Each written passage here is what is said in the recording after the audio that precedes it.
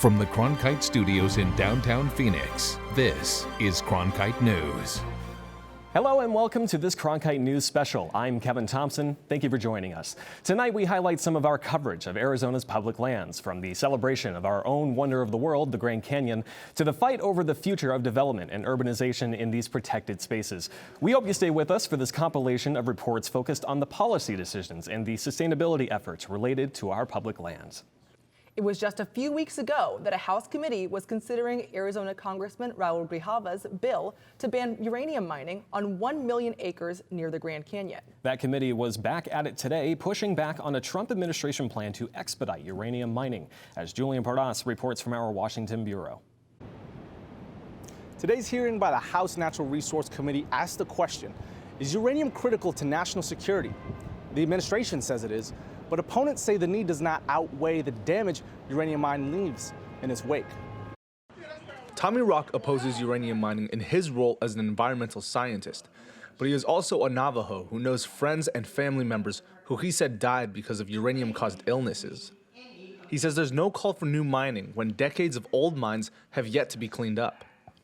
Yeah, new uranium mining, even though there's a lot still left there, we didn't even discuss where the findings are going to come up with, with all the cleanup process. Rock joined others backing Congressman Raul Grijalva's bill to take uranium off a list of minerals that are critical to U.S. defense and the economy.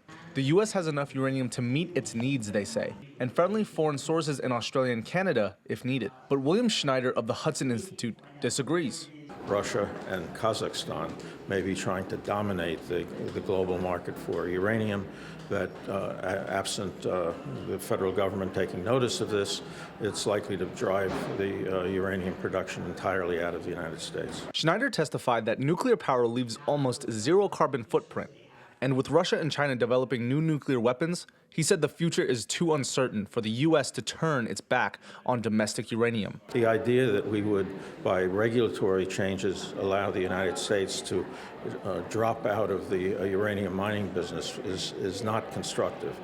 Environmentalists say that uranium is safest left where it is, in the ground.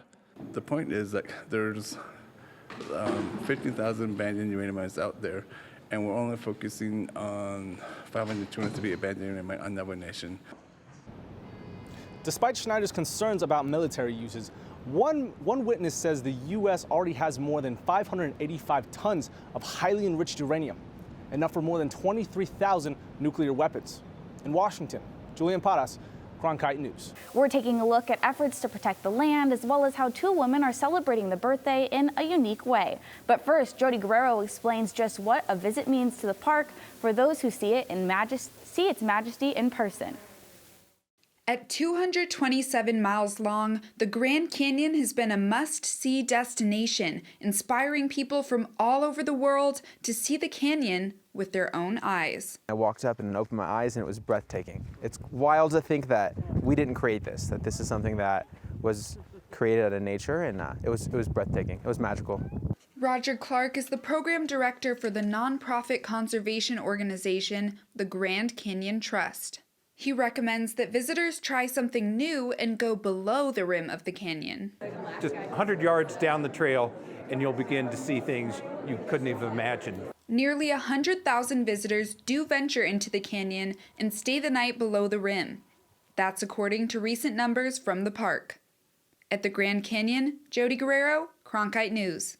100 years since the Grand Canyon was declared a national park, but that isn't the only impressive number for the World Wonder. 358, that's the number of total trail miles in the Grand Canyon. 290, that's how many searches and rescues were performed by the Canyon's Park Services in 2017. 6.2 million is how many people visited the Grand Canyon in 2017, making it the second most visited national park in the country. And 1 mile, the average depth of this massive landmark, whether you're a regular visitor, a national park traveler, or virtual explorer, the Grand Canyon is a sight to be seen. Take a look. The story of the Grand Canyon begins in the Rocky Mountains. Geologists say it took nearly 6 million years for the Colorado River to carve the canyon. The first inhabitants of the Grand Canyon arrived about 10,000 years ago. Indigenous people and Native American tribes experienced the Grand Canyon's splendor long before any Europeans came. Spanish explorers were the first Europeans to lay eyes on the canyon during an expedition in 1540.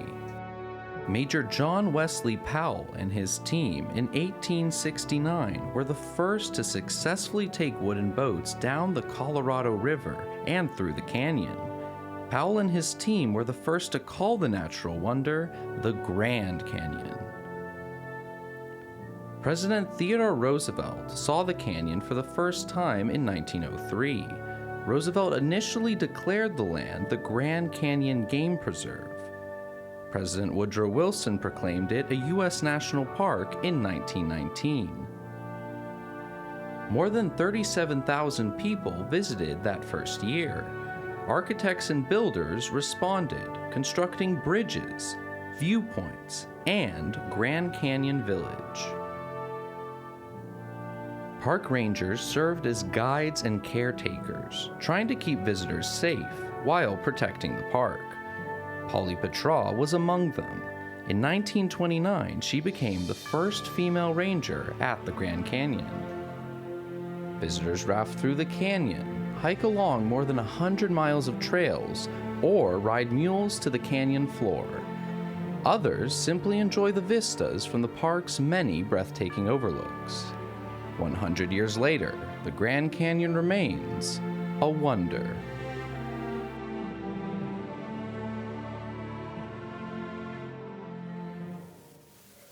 More than 6 million people visit the Grand Canyon National Park every year. Some people keep coming back, like 2 Arizona women who consider themselves Grand Canyon enthusiasts. As Cronkite News reporter Gabrielle Oliveira explains, they're setting out to celebrate the canyon's 100th birthday in a special way. Abby Smith and Ann Kennison started celebrating the Grand Canyon's 100th birthday last Labor Day weekend. That's when they set out on their quest to do 100 things in or related to the Grand Canyon. Hi everyone, we are still at the Grand Canyon and loving it. And we worked with groups of friends to brainstorm this list, and as things have changed, we've added or decided not to do things, but our goal is to do 100 things. Smith and Kennison came up with the idea after hearing 2 adventurers talk about how they hiked more than 750 miles in the canyon to raise awareness about development projects that could change the canyon. Since they started their 100 adventures, they've done everything from eating at the Grand Canyon Lodge to visiting the Hoover Dam. The Grand Canyon is an amazing place. It's something that people can enjoy, and one of the things that I really love about it is that there's so many different ways to enjoy it. The Grand Canyon is one of the 7th wonders of the world. Although federally it's turning 100 years old, it was actually formed 6 million years ago.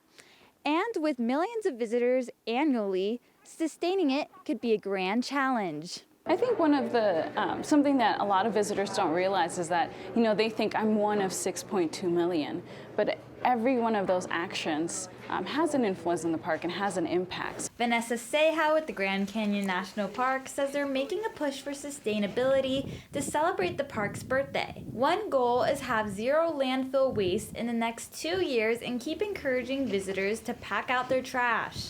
Smith and Kennison say keeping the park as sustainable as possible is important to them. I really value these landscapes, this space that's been set apart for everyone to enjoy and preserve and protect it for generations to come. And with a view like this, sometimes it's all about who you're with. I think my favorite thing is just my relationships with the people and the fun that I've had with my friends along the way. The women have completed more than 80 activities so far. At the Grand Canyon, A bill that's planned to be introduced to Congress could prevent uranium mining on more than 1 million acres of land around the Grand Canyon. And as Cronkite News reporter Lillian Donahue reports, this is something representatives and tribes in northern Arizona call long overdue. Thank you. A year ago, we traveled to the bottom of the Grand Canyon to talk with people of the Havasupai tribe. For years, they've expressed their concerns for uranium mining near their ancestral lands. Now, lawmakers are taking action, saying the tribe's voices are not unheard. Havasupai means people of the blue-green water, and we have been living here for over thousands of years. Hundreds of Havasupai tribal members live at the bottom of the Grand Canyon. They say it's the future of their tribe and they want to protect their sacred water. But for decades, many Native communities in northern Arizona have expressed concerns over uranium mining just miles from the Grand Canyon National Park. And we have a sacred duty to protect the land and the Grand Canyon. Now legislators are taking notice. Congressman and chairman of the House Natural Resources Committee, Raul Grijalva, is introducing a bill today on the 100th anniversary of the park. To protect the Grand Canyon, protect its watershed, protect the resource of the Colorado River. The bill would make a temporary ban on uranium mining set in place during the Obama administration permanent. Although it's printed on one sheet, front and back, you could say this bill is relatively small, but the Grand Canyon Centennial Protection Act will have big implications on the Grand Canyon and surrounding areas, taking federally recognized land over 1 million acres out of the equation for uranium mining. The risks associated with uranium mining dramatically outweigh any of the benefits to this region or to this nation. A recent report by the Grand Canyon Trust cited multiple contaminated mines around the national park. One of those, the Canyon Mine, remains active and even flooded in 2017.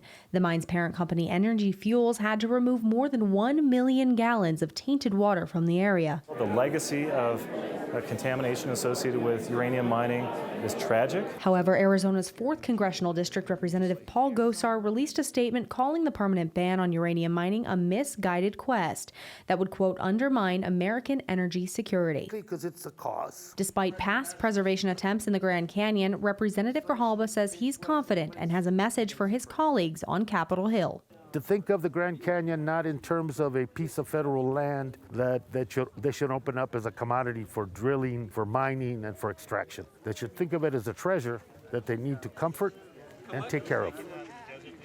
A bipartisan poll conducted in August asked 600 registered voters in Arizona whether or not they support the continuation of a uranium ban near the Grand Canyon. The majority of Arizonans responded in favor of the moratorium, while 29% of them said that locking up land from mining companies would actually stifle job creation and local economies. When you visit, say, the Grand Canyon, roads, bridges, and water pipelines are just a few of the things needed to make sure your visit is pleasant. And sometimes they need repairs. As Cronkite News reporter Jordan Evans reports, U.S. Secretary of Interior Ryan Zinke visited the park this weekend to see some of those things that need not to be fixed just here in Arizona, but in parks across the nation. The Grand Canyon is one of the nation's most popular parks for tourism. From the scenic views to the lodging to the guided tours, the Grand Canyon generated about $900 million in economic benefits just in 2016. But now, national parks across the nation are needing about $12 billion for infrastructure and facilities. With 330 million visitors to our park system, 7 million visitors here, our parks are being loved to death. Secretary of Interior Ryan Zinke took a bus along the south rim of the Grand Canyon Saturday. He stopped to see some of the areas that need to be fixed. Those include historic cabins and a water treatment plant, as well as the Trans-Canyon Pipeline. It's time for America to step up and let's rebuild our parks to make sure we have the same experience for the next generation. Here at the Grand Canyon, this park needs about $330 million to fix maintenance that's been deferred. That's only a small part of the nearly $12 billion needed to repair all of the national parks. Deferred maintenance is maintenance that hasn't happened to buildings, assets, roads, utilities that needs to be done, but because of various reasons, whether it's budget or time, hasn't happened, and it leaves buildings and assets in poor condition. The opportunity we have today is funding that may come our way and be able to raise the profile of that topic and fund those projects that need to be done. That funding could come through competing plans in Congress, which would provide billions of dollars to the National Park Service to make repairs. National parks in Arizona alone need $531 million. California needs the most at $1.8 billion. So one way to help curb that demand is for the community to get involved. I heard that number and I was shocked. I was like, wow, like this is why volunteers come. This is a perfect opportunity. We need volunteers to come out and do things like this and to help lower our backlog maintenance. And it's things like painting a building or fixing a fence, just little things like that anyone can come out and do. But volunteers are only part of the solution. Some projects need paid contractors and engineers. So one plan currently in the U.S. Senate would develop federal lands for all sources of energy. That has some people concerned about the negative environmental impacts and accusing Zinke of supporting corporate interests. Most of what he's done is undermining, public lands and being on the side of oil and, extractive industries. So I think, there needs to be more done to be protecting these lands and not to be selling them out for profit. But Zinke disagrees. Money coming from renewable or non-renewable energy developed on federal lands would go a long way to taking care of long overdue maintenance projects. The underlying proposition is this: if you're going to create wealth and energy on public lands, then I think you also have an obligation to fund our public lands in perpetuity. The saguaro cactus is an Arizona icon, but there's concern saguaros aren't growing like they used to. Cronkite News reporter Jordan Daphnis introduces us to a couple monitoring these changes closely at Saguaro National Park in Tucson. The total height is 11 feet. Okay.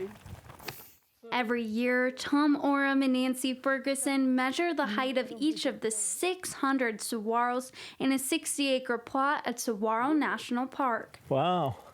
It's more important to us, I think, to be out here measuring cacti than figuring out how to invest our money so that we make more money or, lots of other things. The couple has been researching saguaro cacti together at the park since the early 1980s. That's 22. They are individuals, and you get to watch them grow up, and you watch them die, and you watch, the sort of landscape rearrange itself. But over the years, the couple has noticed a trend. There haven't been many new saguaros.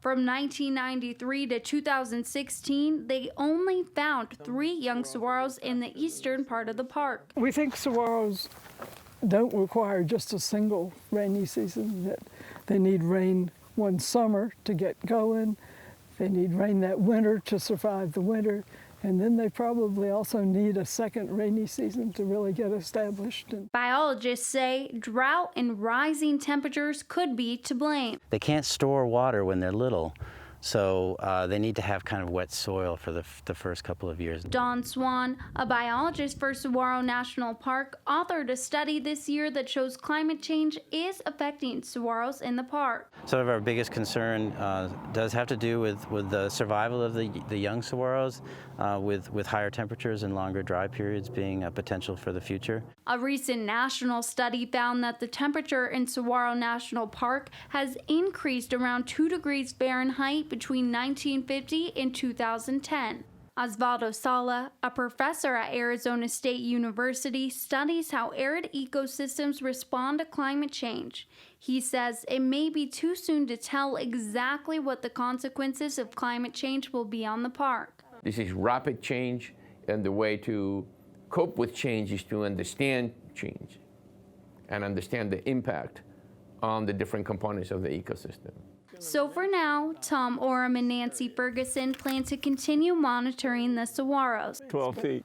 building on data that's been collected since 1941. It's just kind of fun to read the landscape. It's research they say in about 10 years' time will show whether or not the saguaros are truly declining or recovering from ongoing drought.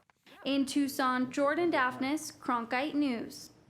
Saguaro National Park hosts opportunities for people to come help count cacti throughout the park. The next cactus census takes place in 2020. One of Arizona's most iconic images is the saguaro cactus. But as Melanie Porter explains, the saguaro's slow growth is both a strength and a weakness. It's a typical day in the desert. The sun is shining, birds are chirping, and looming in the background, the king of desert plants, the saguaro cactus, stands tall. So one of the things that I think people don't always appreciate about the saguaro is how slow growing it is, and the fact that we don't get, unlike other plants, we don't get a crop of saguaros every single year. In fact, it's so slow growing that the reign of this iconic plant could be over in the future because young plants are so fragile. A cactus that's 10 years old is only this big, and that's pretty easy to mash or destroy, and it's going to take 10 years to get this big again. Mature saguaro are thriving right now because around 50 years ago, Arizona went through a cooling period which allowed them to grow. However, with inconsistent rain patterns and climbing temperatures, young saguaro can no longer survive this Arizona climate. In the Sonoran Desert and the Tucson area is that we have been getting warmer temperatures, and so the trend is towards warmer temperatures, drier soils, and we think that's what's affecting the establishment of these new young saguaros. With this desert necessity slowly fading, it may present problems for animals that depend on it for food and shelter. As they live so long, that does allow for the desert to be more resilient. But for now, we can bet on the fact that the saguaro's slow growth is its greatest strength. In Tucson, I'm Melanie Porter, Cronkite News. Arizona has received nearly $235 million over the past 50 years from what's called the Land and Water Conservation Fund. But the deadline for the fund's renewal is this Sunday. Cronkite News reporter Jordan Daphnis is tracking the possible impact on Arizona's recreational areas. Money from the Land and Water Conservation Fund is used for things like renovation and expansion. It even affects parks and recreational facilities inside Maricopa County. The sights, the sounds, the joy it can bring. Richard Bruner just recently moved to Arizona. For him, hiking the trails of Lost Dutchman State Park is a chance to connect with nature. It's amazing out here. You know, if you give yourself time to look around and to feel, you can, when you get up higher up, you can hear the wind blow. When there's nobody around, there's no sounds. The Land and Water Conservation Fund was established in 1965 to provide funding to state parks like Lost Dutchman. But you don't have to go far to see the fund at work. For example, El Dorado Park in Scottsdale. LWCF funded to build this lake. And this lake is stocked with fish, which allows people to have a community fishing opportunity and brings another dynamic to a park. The fund even goes towards recreational facilities like Tempe Sports Complex. And this money doesn't come from taxpayers. Earnings from offshore oil and gas are used to generate the fund. Arizona Democratic Congressman Raul Grijalva supports legislation to reauthorize the fund. Without this bill, you would not be able to expand, enhance, or create new recreational park opportunities. The Consideration 502 permanently reauthorization of land and water conservation. Utah Republican Congressman Rob Bishop has long advocated for states to be in control of federal land. He wants more money to come from the fund for states to use. It's not perfect in my mind, but it is good, and it's an improvement. Grijalva and Bishop have been at odds over plans to reauthorize the fund, but earlier this month, they reached a compromise. For veteran and advocate Garrett Reppenhagen, public lands are more than just a place to visit. They are an escape from the memories of war. When I came home as an Army sniper, I came back to my mother's house in Green Mountain Falls, Colorado, and her backyard is Pikes Peak and Pike National Forest. And almost instinctively, I grabbed a sleeping bag, a water purifier, and a fishing pole, and left to the woods. And I think that experience saved my life. Reppenhagen and a colleague stopped in Phoenix as part of a nationwide tour earlier this year, advocating for the fund to be permanently renewed. The bill to reauthorize the Land and Water Conservation Fund has bipartisan support from 232 House members. It still has to pass through the House and Senate before Sunday. Even if it expires, Arizona will still receive $2 million for outdoor recreation and conservation projects. In the Broadcast Center, Jordan Daphnis, Cronkite News. Leading hikers without a permit is illegal, and the U.S. Forest Service says Sedona is especially susceptible to these types of tours. Unpermitted guides go off-trail, damage fragile ecosystems, and disrupt archaeological sites. Sammy Giebers traveled up to the Coconino National Forest to find out more about the impact these groups have on the land. You guys gonna do a Jeep ride today? Already did it. Got some fun coupons. If you're walking around uptown Sedona, it's not going to take you long to find a tour company. You can also look on Facebook, but the ones there aren't always permitted. They may not even know that what they're doing is illegal.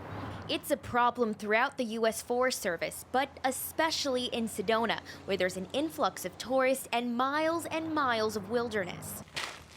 Unpermitted guides are leading tours of people through the area. Sedona is completely surrounded by the Coconino National Forest. And that makes it relatively easier to get a group together, go to a trailhead parking lot, and boom, you're right on the National Forest. Goshorn says that they're seeing more and more Facebook posts from people not on their permit list. One reason, it can take years before you finally lead a group of people through Sedona legally. It's been a long process. I mean, if I go back, it would be some 12 or so years ago that we really started. The Forest Service doesn't just let anyone have a permit. With all of our guides, we have some very strict requirements. Making sure equipment is safe, guides are medically certified and properly trained are just some of the requirements. Courthouse, Bell Rock. Permitted businesses also pay fees that support the Forest Service. Unpermitted guides don't do that. We've been given the stewardship of this area, and so to inform people, the right way, leave no trace and leave no impact. This is cool. Craig Crawford and his business partner Kwahua take extra precaution to make sure they're preserving the land. Like this area right here is a little off trail, so you kind of want to, find the main trail. We're the facilitators for people that want to, experience the area and in a safe way. That's always been our goal, is to make sure people can explore, with safety and certainty that they're going to come back. In Sedona, Sammy Giebers, Cronkite News. The Forest Service says if you do find yourself in an unpermitted tour without knowing it, you won't get fined. But beware, your guide might not have the proper training if there's an emergency. The best thing you can do is just ask to see their permit.